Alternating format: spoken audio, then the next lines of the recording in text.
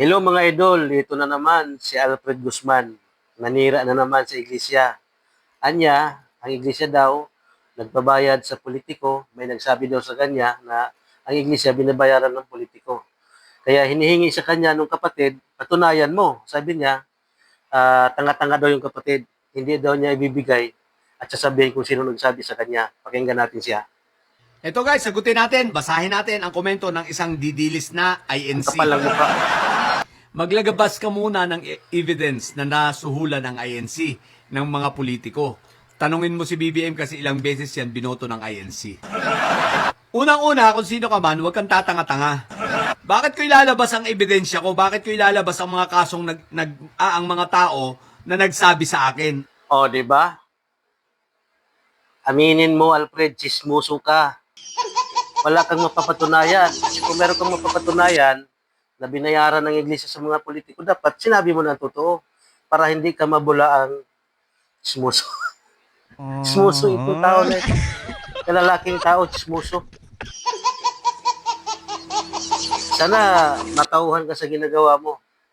Diyan sa kinaso sa ni Atty. Torion, sana matauhan ka diyan.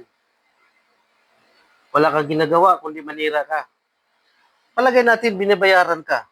Bayad ka kung sino man nagbayad sa'yo. Pero ito tandaan mo, nakakahiya ka. Nakakahiya ka bilang isang Pilipino na nagkalat ng dumi sa ibang bansa. No? Lakas ang loob mo magsalita kasi nasa ibang bansa ka. Darating ang panahon, iiyak ka rin. Hindi kasi pwede na hindi ka sitahin sa ginagawa mo. Hindi ka pwedeng pabayaan na lang dahil kami po ang nilalait mo bilang mga iglesia ni Kristo eh. Kaya dapat lang, sagutin ka. Ngayon, patunayan mo, yung mga sinasabi mo, binibinta mo sa iglesia, na nagpabayad kami sa politiko.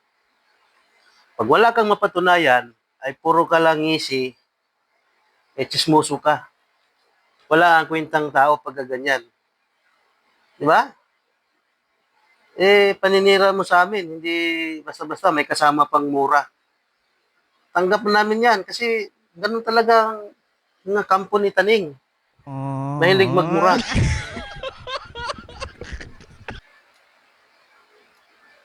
Mahilig manira.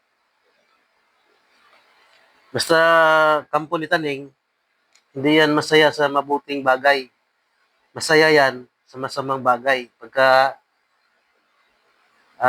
nanglait siya, doon siya masaya kasi satanas nga eh. Shout out sa'yo. Sana masaya ka sa ginagawa mo.